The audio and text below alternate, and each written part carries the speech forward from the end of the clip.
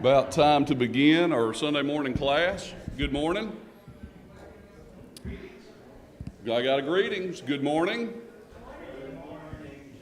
Good to see everybody this morning.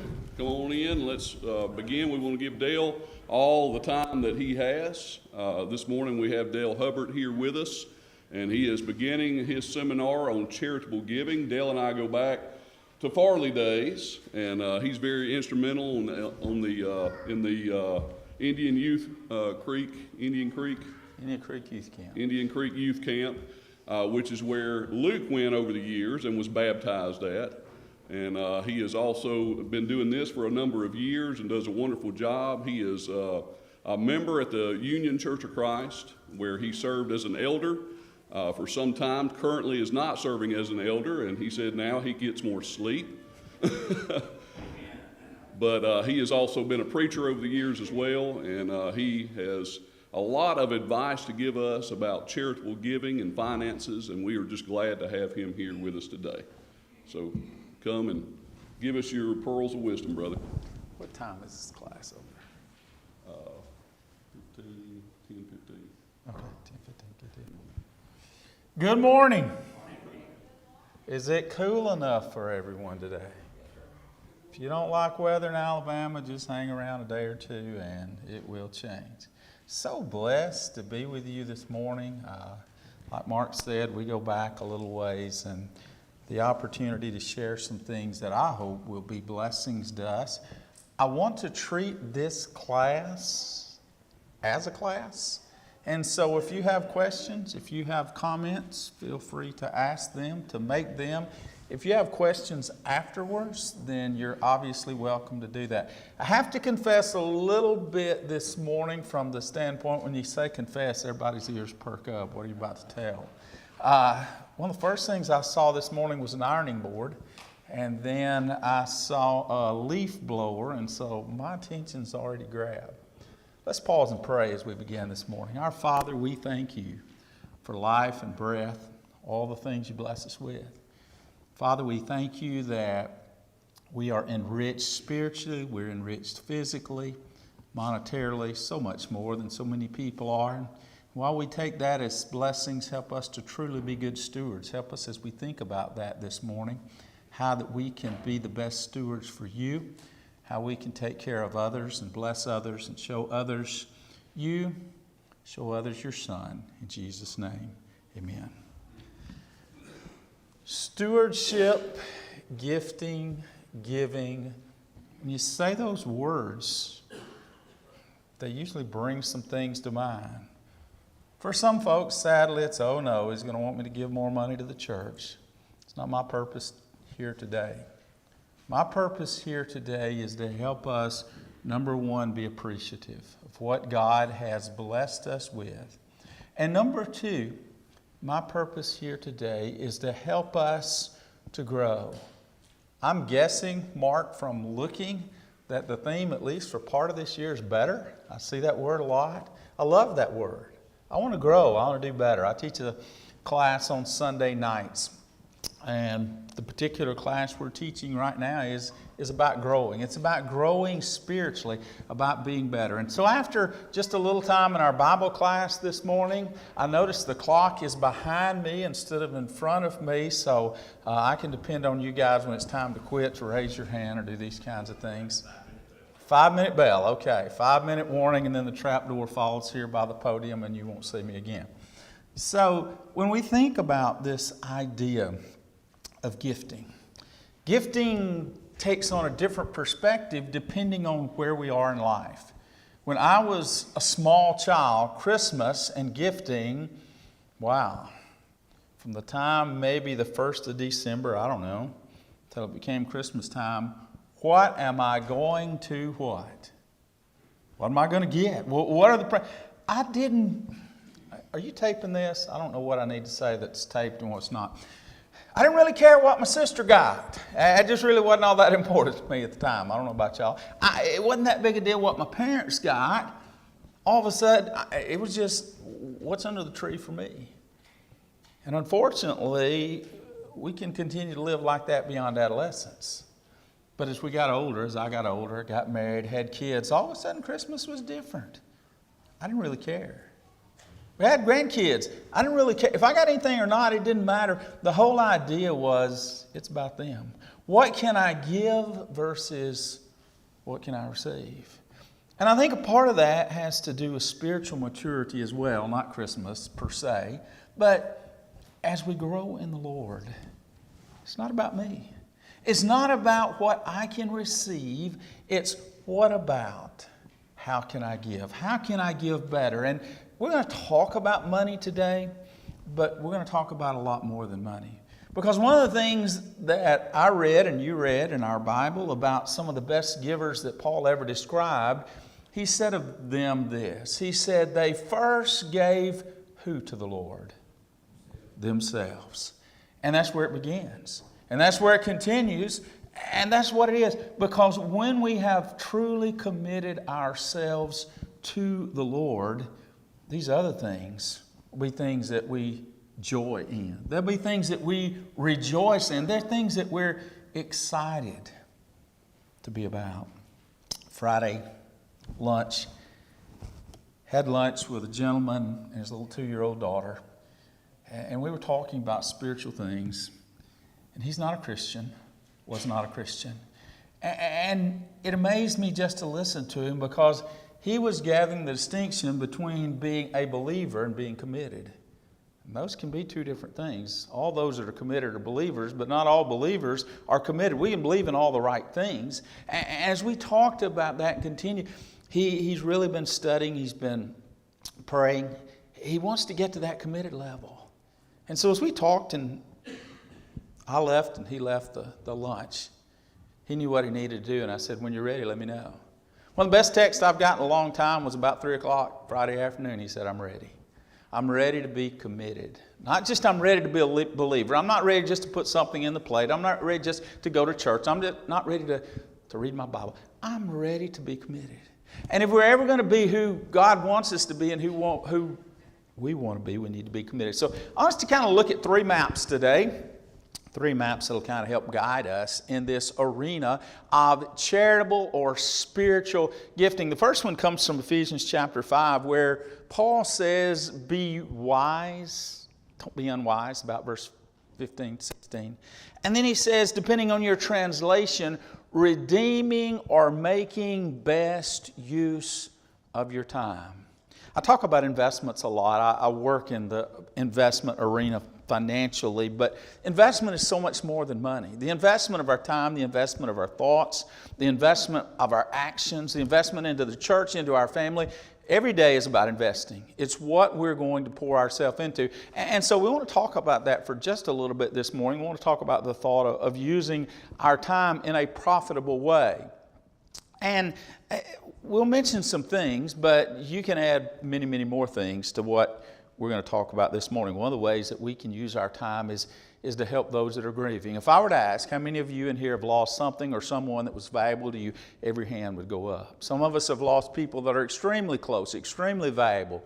Parents, spouses, children, grandchildren. And so grief is one of the most challenging events in our life. And one of the greatest blessings, one of the greatest gifts that we can give to people is simply to be there for them. Ron and Don Williams, been friends of mine for a long time, do a lot of work in grief. They have a lot of materials. You guys may have used them, but sometimes it's easy to run the other way.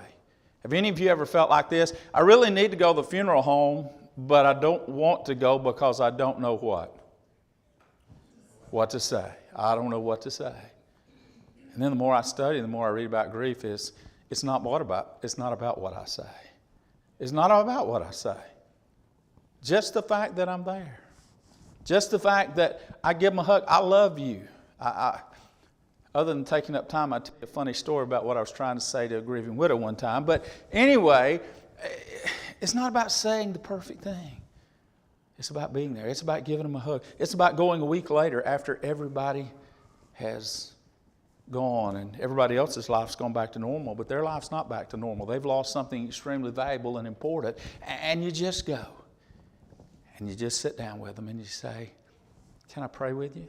I love you. Is there anything I can do? All of us have gone through grief, and it's just like a maze. One day we feel okay. One day we feel sad. What makes us laugh one day makes us cry the next day. It's a maze. And so giving that time, remembering things. Ron and Don say one of the worst things that we fear when we lose a loved one is people will forget them. I was guilty before I learned, and I'm still obviously in the learning process, but, well, should I mention this person's name? Because if I mention the name, it's going to make them sad. It's going to make them feel bad. That, generally speaking, is not true. If you mention my dad's name today, and my dad's passed away 10 years ago, there's a tinge of sadness, but there's a lot more gladness because he's being remembered. My mom passed away last year from COVID, and if you mention her name today, then it's not a sadness in that sense. And so helping, spending our time with people that are grieving, and there's an extent with some grief obviously never ends, worship. Investing ourselves, not just showing up, not just checking the box, but investing ourselves. COVID did a lot of things to us, some good, some not so good. Some technology we were able to learn and to use that we'd never used before, and I'm thankful for that. And I don't know about you guys, but we did some virtual stuff, and virtual versus not being able to meet together was definitely better. But when we can meet together, obviously that's a plus. But the time that we spend, the time that we invest to worship. I've heard some criticize the church and criticize this aspect of the church that the worship is just dull and boring and archaic. If that's true, that's on us. But I don't believe that to be the case. When we sing praises to God, when we remember Jesus' death, when we pray together, we listen to those words that are spiritual, eternal, inspired in their nature, when we come and we talk to each other and we fellowship with each other before and after, when we sing praises to our God and encourage Him to, and we do it right. We do it, John chapter 4, verse 24. We want to make sure we get the what right, but we want to get the how right as well. And we invest ourselves into that. God is glorified. We're benefited from it. Prayer. Wow. We talk all our time about prayer and about the investment that we make into prayer and the power of prayer. I'm blessed to teach a class on Wednesday night, Mountaintops and Valleys, and this past Wednesday night was Jesus' prayer in Gethsemane. Read that prayer 3 times. Jesus, the Son of God, says the same thing 3 times. Sweat becomes like drops of blood. And then he finishes this way. He said, God, it's not about me. Father, it's not about me. Abba, Father, not my will, but what? Yours be done. How much enriched would our lives be if we invest in an even greater way into our prayer life? And then he gets up and he says, come on, there's work needs to be done. And so we think about Bible study. If someone were to pay you $1,000 an hour this week, Mark kind of sort of raised his hand, so I'm thinking maybe that's what he's wanting to offer, is to pay you $1,000 a week. Oh, he had an itch, okay. Would you study anymore? Would you read anymore if somebody were to do that? Yeah. Why? And yet, everything I need to know, everything you need to know, all things that pertain to life and godliness are there. And when I say Bible study, is there a difference between Bible reading and Bible study? Absolutely. There's a depth issue in there. I can read, I can listen, I can hear, but there's a depth issue. And when I dive in and when I dive deeper, we have a ladies' class on Monday nights periodically, and the idea behind it, the theme is digging deeper. I can check the box. You'll hear me say check the box a few times today. I can check the box and say, okay, I did my daily Bible reading. And is that better than not reading? Sure. But is it as good as I took that reading and I meditated on those things? I thought about those things. I made personal application to those things. I studied those things. I shared those things with other people. And so I'm investing my time into Bible study. Those that are struggling. First time I've ever been here, and that's on me. But a few of you I know, but most of you I don't. But there's a pain in every pew. There's a hurt in everybody's life. And if I were to ask you, take a piece of paper and write down some people in this congregation that are struggling. I imagine y'all could do that in probably 2 minutes. Or some people that you know in your life that are struggling. How many of us struggle? from time to time? Can I see a show of hands? I just want to see if you got hands. All right, let me rephrase that, and I can get all the hands. How many in here never struggle? Never struggle with anything? I'm going home with you if you'll raise your hand. All right, figure out how you do it. It's there. Some of the struggles are very obvious. Some of them are not very obvious. I imagine if we wrote our struggles down and then handed that sheet of paper to somebody else and they go, whoa, you struggle with that? You struggle with that? We're not very good about being open with each other. And I understand part of that, but the closer we can develop, the easier we can ultimately help each other in that realm, in the area of benevolence. Helping people. Benevolence is a long word with a short but powerful meaning. It just means to help, to do good. Who am I thinking about? Who am I focused on? Am I focused on me? Am I focused always on me? Or am I looking around, looking to see who I can help, whether it's monetarily, whether it's a prayer, whether it's food, whatever it is. There are always opportunities if I have eyes that are open. I think about those that are sick. You might here ever get sick? You don't have to raise your hand on that one. I know the answer to that question. Think about praying for people. Think about food that's often prepared. I'm sure all of us can remember times when we were sick and somebody brought that best homemade soup ever or whatever our favorite food was. Or, it's an opportunity to invest. And then that evangelism. Wow, we could take that whole time. We could take the whole time today just to talk about sharing Jesus with other people.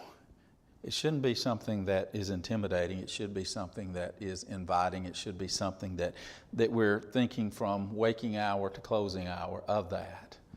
Robert's going to India tomorrow. He's going to India tomorrow to watch the Olympics, right? No. He's going to India tomorrow on a business trip. Well, if you think about the Father's business, yes. But there's a purpose. There's a singular purpose.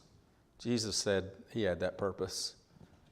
I came not to do my own will, but the will of the Father that sent me. The Son of Man came to seek and to save the lost. There are multiple ways that we can be evangelistic. But all the people that are lost and need the gospel in India, right? There's none in Tanner. There's none in Alabama. There's none. You may like Andy Griffith and say, you're being like Barney. You're being facetious. There are people all around us. There are people in our families. There are people in our homes. There are people where we work. There are people where our kids go to school. There are people at the ball field. Sharing, investing our time. And the second thing that I want us to notice this morning is this. When we invest, when we give, it's of our abilities and our talents. Matthew 25, Jesus is getting close to the end of life. And he's talking to people that are going to need to carry on his message. And he's talking about what ultimately happens at the end. At the end. And he talks about the judgment in Matthew 25. And he talks about those that will hear well done, those that will hear depart from me. He talks about faithful. He talks about unfaithful. But he says, here's a fellow and he's leaving. He's going away for a while, and he gives 5 things to one fella and 2 things to another fella and 1 thing to another fella. And later comes back, and guess what? He wants to know what they have done with what he has given them. I can read parables, and I can either get it or I can not get it. And what I need to get, among other things, out of this is Jesus is coming back. I need to get out of this parable, he's going to want to know what I have done with what he's blessed me with. It's not hard for me to say thank you when I pray. It's not hard for me to say, Lord, I am so blessed and you've given me so much. The challenge comes into, now what am I doing with that? How am I utilizing what he has blessed me with? We often call them talents. It's not necessarily the terminology of Matthew chapter 25. Sometimes we say abilities, but we recognize really quickly, that it's different in what we are best suited to do. We can read Ephesians chapter 4, and we can read in Corinthians and other places where God put us in the places he wants us to be in the kingdom. Maybe he's given us different abilities, different things that we do well. Because I don't know you, I don't know which ones this would fit. But if I told this audience, every one of you is going to have to get up and stand where I'm at, or if you're a lady in front of ladies groups, a group of ladies, For some of you, that would terrify you to death. You'd say, just shoot me, kill me, put me dead right now. Others of you, that wouldn't be a problem. That wouldn't be an issue. You could easily do that. You've been created in that way. You've been adapted for that purpose. But there are other things that many of you could do that if you were to tell me, you got to do that or you need to do that, I'm not adapted for that. I'm not suited for that. That's not the ability that God's given me. So one of the creative things that is valuable to us is figure out, what do I do best? And if you don't know, ask the folks around you. Ask the folks that know you best. Some of you, my guess, would be your awesome Barnabases. And when I say Barnabases, I'm talking about encouragers. You know just the right word to say. You know just the right word to write. You know just the right time for the hug. You know just when people... That is so important and so valuable. A lot of people quit. A lot of people give up and give in to Satan. Sometimes it's just a word. Sometimes it's just a card. Sometimes it's just, let's go to lunch or let's go to supper and you know, let's talk. Let me pray. And so as we think about some of those things, this is by no way an exhaustive list, but it's a list that may look a little bit unusual. Electrical. You say, what in the world does electrical have to do with what we're talking about today?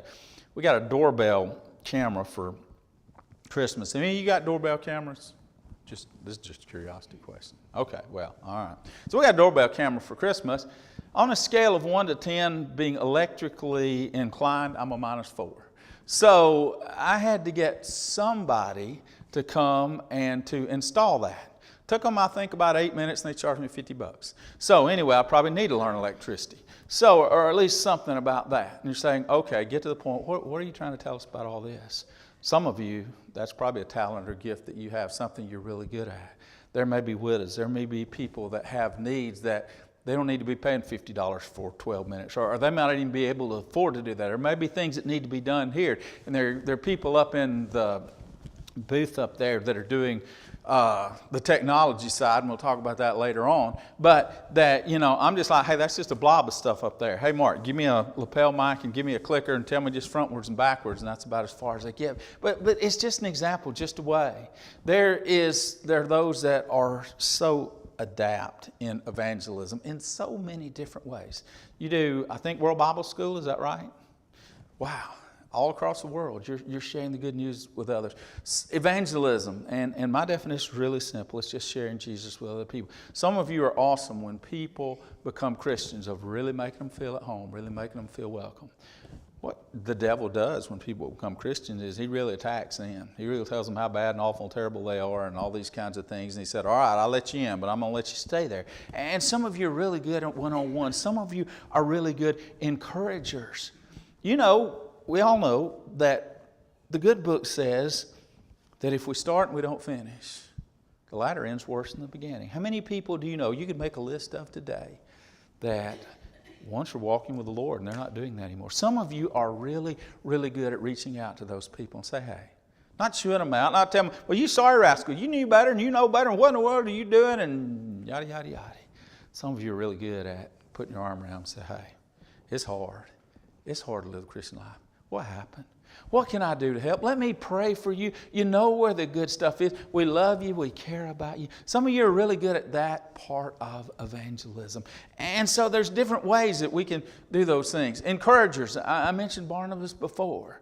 There are people that just have that knack. Now, all of us can be encouragers, but there are some people that are just really, really good at that. I could name people in my life. You could name people in your life that just know, to go back to that Old Testament passage, that word fitly spoken. We think about the idea of using our talents. Teaching. You have teachers in here today. Teaching, and that covers such a big, huge ground. Teaching this way is great and it's wonderful. Some of you are adapted and well suited to that. Some are adapted to student Bible class. I think about parents. Parents are the greatest teachers in the world because that's where children see the most. That's where children have the greatest trust. Grandparents are awesome teachers. And I think about that from the standpoint of being able to look and being able to see where we can use cooking. I can get by, but you don't want to eat a whole lot of my cooking. And I don't know who the cooks are in this group, but there are folks, and I think people have been brought to Jesus by cooking. You say, I think that's a little stretch, and I wouldn't argue necessarily with you. But you think about our meals that we have together. You think about people. I mean, think about who separates who. When it's a death or when it's a sickness, or just, there's no reason at all. I just had a pot of chicken and dumplings, and I wanted to bring them over to you. For my cooking chicken and dumplings, that'd probably be offensive to somebody. But for you, for some folks here, that's an opportunity. A mechanic, for some people, that just comes second nature. It's like, oh man, I know how to do that. That's easy. For others of us, it's like, okay, I just need to be able to turn the key or push the button. I need it to run and push gas in it. And anything beyond that, it's too deep. And yet there are people that have needs that can be filled in a lot of different ways. So I'm sure some of you are beautiful seamstress, do those kinds of things, take care of those kinds of things. And what a difference that can make. Technology. Wow. We live in a high-tech world.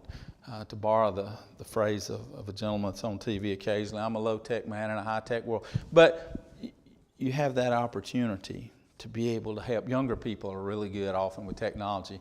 My 3-year-old granddaughter can work my phone far better than I can. Some of you will probably grin and say, yeah, I know how that works. But the bottom line is this. It's not these listed things that really matter. What really matters is looking inside and saying, what about me? Where has God best suited me? What do I enjoy the most? I heard a man not long ago, and he was talking about the church, and he was talking about programs, ministries, whatever you want to call them, inside the church.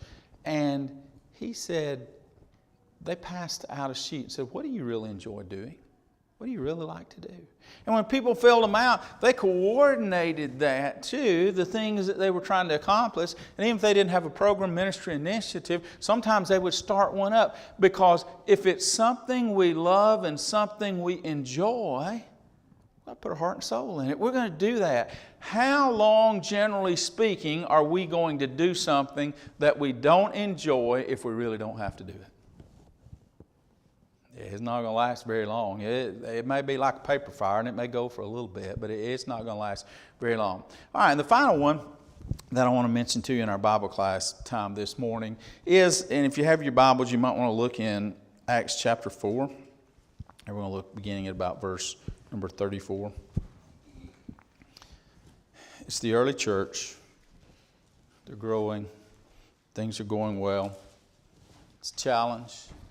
And Luke, the historian, records this. Really, if you back up to verse 33, great power the apostles were giving their testimony of the resurrection of Jesus. Great grace was on them all. And then in verse 34, he says this. There wasn't a single, and I'm paraphrasing some of this, there wasn't a single needy person among them, because as many as owned lands, houses, they sold them. And they brought the proceeds of what they sold. Verse 35, they put it at the feet of the apostles. The apostles distributed it to each one that had need. Joseph, who was also called Barnabas, a Levite, a native of Cyprus, sold the field, brought the money, laid it at the apostles' feet. We think about ways that we can gift financially. That's kind of be this section. It's a section that has to do with gifting opportunities.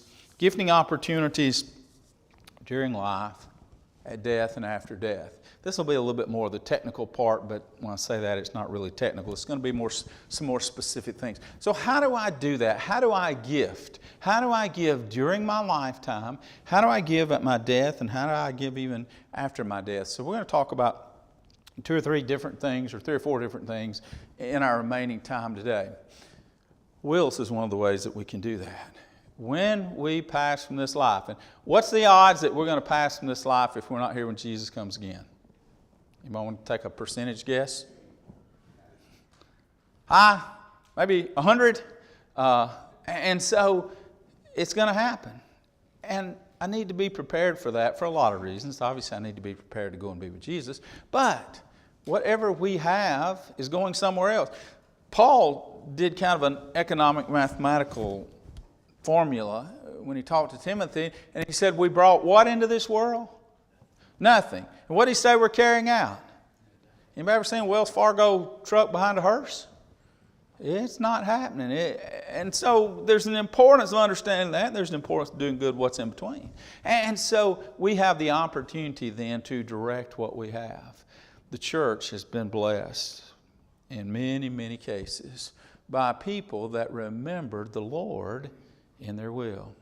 I'm privileged to work with a number of our brotherhood organizations and groups, and there's one in particular that I work with that we're waiting right now for the attorneys to get finished up on the legal part. But a gentleman left over $2 million to this really, really good work. It's a work that spreads the gospel, and I have no clue.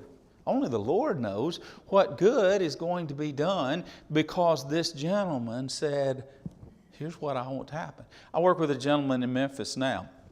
He's never married. He's in assisted living right now, but he's done a great job in stewardship. And the entirety of his estate, which is relatively good, is going to works in our brotherhood to carry on the gospel of Jesus Christ. Now, I'll answer this question before you ask it. Does that mean I'm wrong, sinful to leave money to my wife or to my children or to other people or other things? No, I didn't say it. There's not a passage that says, thou shalt put the church 100% in your will. But there are numerous passages that tell us and encourage us that we obviously have an opportunity to do good, and here is one of those opportunities. So that's an opportunity. Life insurance is another way that people can ultimately bless the church and bless the Lord's cause during their passing. Sometimes people get life insurance when they're younger and they have specific reasons and specific needs. Maybe it's to cover a house mortgage, maybe it's to put the kids through college, or there's a variety of reasons. But as they get older in life, it's like, I don't have those needs anymore. We've got those things taken care of.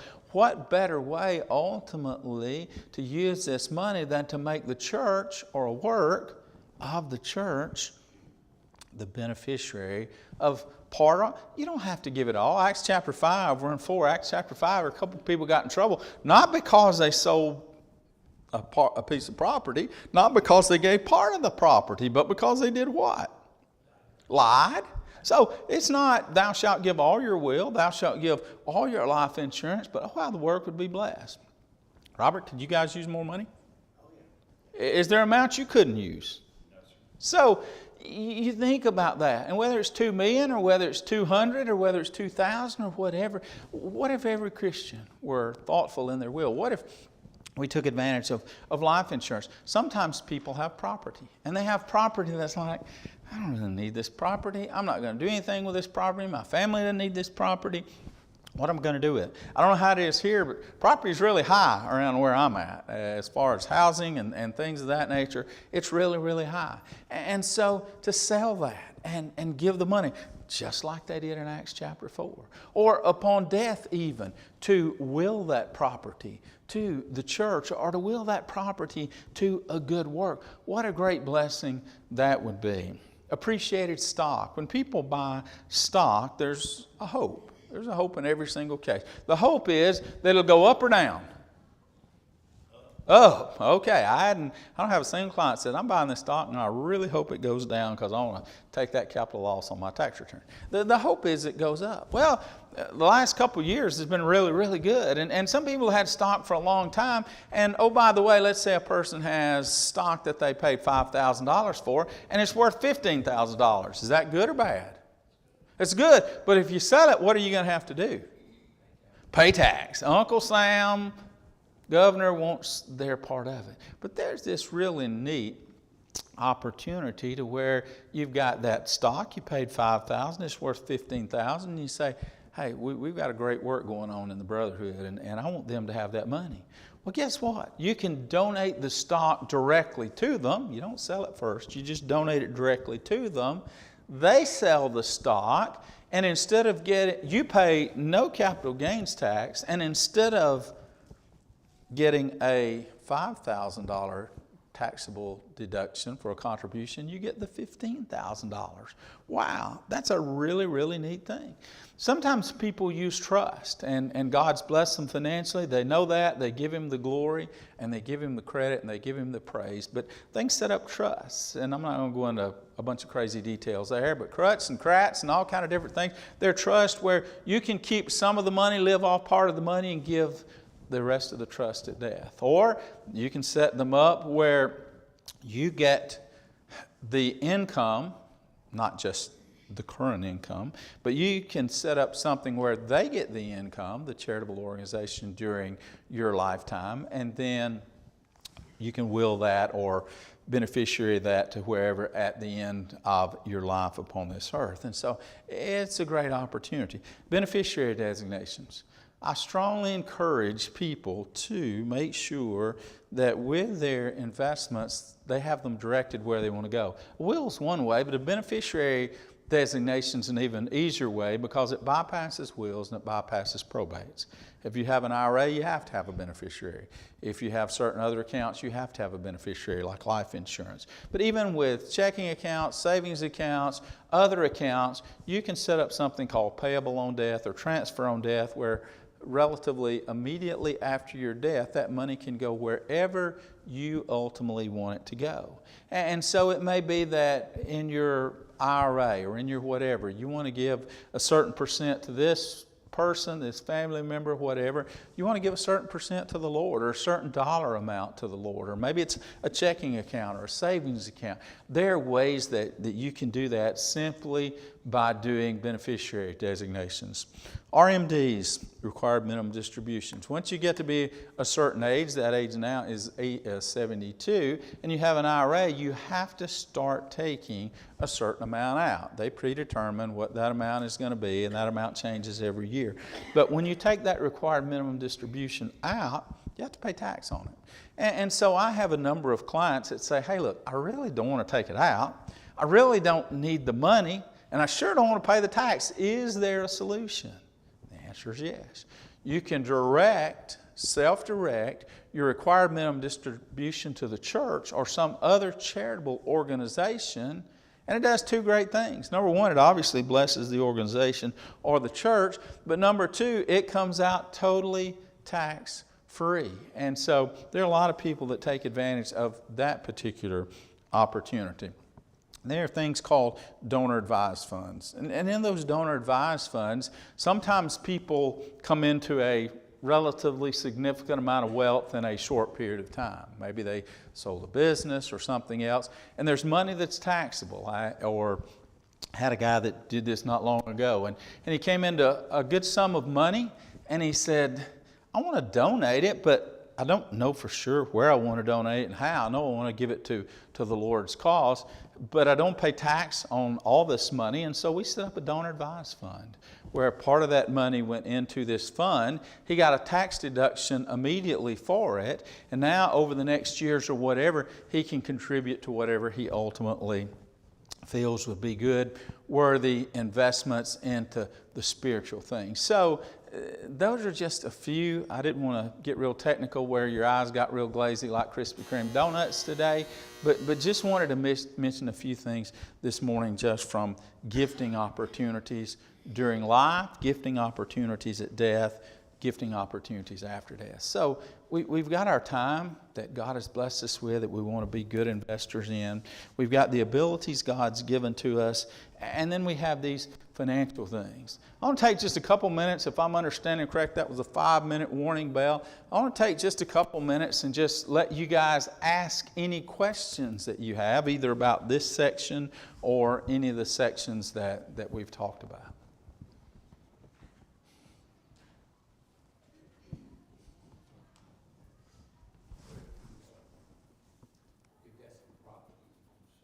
Mm-hmm. And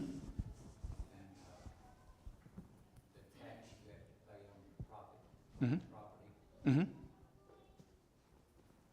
anything you can do with that, you can give that to the church, still on the same. Great. Yes, great question. So, I don't know if you heard the question or not. The question was, you have some property you want to sell. I'm assuming the property has appreciated value. Whatever your cost basis in the property was versus what you sell it for, you got to pay tax on. And the question was, could you gift that property directly to the church and not have to pay tax? And the answer is absolutely. And it's a great and it's a smart way to do that, because in gifting that, the church has to pay no tax because the church doesn't pay income tax. But you avoid the capital gain tax. So that's a great way to do that. I'm not talking about giving the property. Mm-hmm. What I would like to give is taxes. I pay on appreciation of that property. Okay. That part, I'm not aware of anything you could do on that side of it. The way you're going to get your tax benefit is by gifting the property itself. Once it's sold, you owe the tax, Right. regardless of what you do with the money. Right. You could still give the money that was the tax, but you can't give the money like an RMD would be. You can't do that. You're still going to have to pay the tax from that vantage point. So you wouldn't be able to do it that way. Other questions?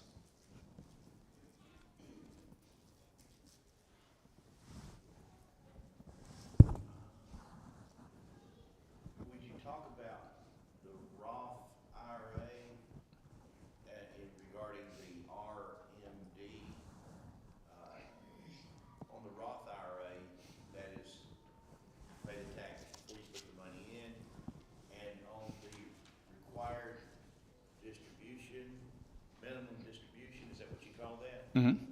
At age 72 or beyond? Mm-hmm. If you have a Roth IRA, then you're gonna, what you take out is gonna be tax-free anyway, isn't it? Okay. Couple things on Roth IRAs. Number one, if it's your Roth IRA and it remains your Roth IRA, in other words, you don't pass away, there is no required minimum distribution. So all income received from Roth IRAs after it's been there 5 years are completely tax-free, which is why people like Roth IRAs. Now, and if it goes to a spouse when you pass away, there's no required minimum distribution.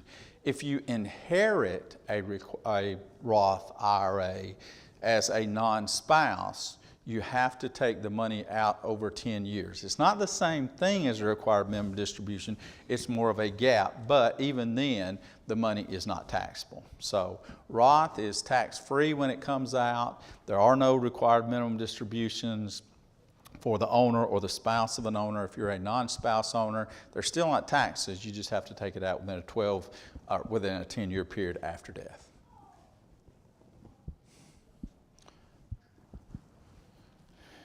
Other questions? Mark has my info, and I'll be happy to give it to you as well. If you have other questions that you may not have been comfortable asking in this type of setting, I'm more than happy to answer any questions. There's no charge for any of that. That to me, when we go back, and I'm not going to try to go back to it, but when you go back to abilities and things like that, that's one of the things that I feel strongly that God's given me the opportunity to work with brothers and sisters in the Lord in this arena. So if you do have other questions, feel free to get with me. You can get with me today. You can get with me later on. But thanks so much for the opportunity to be here this morning.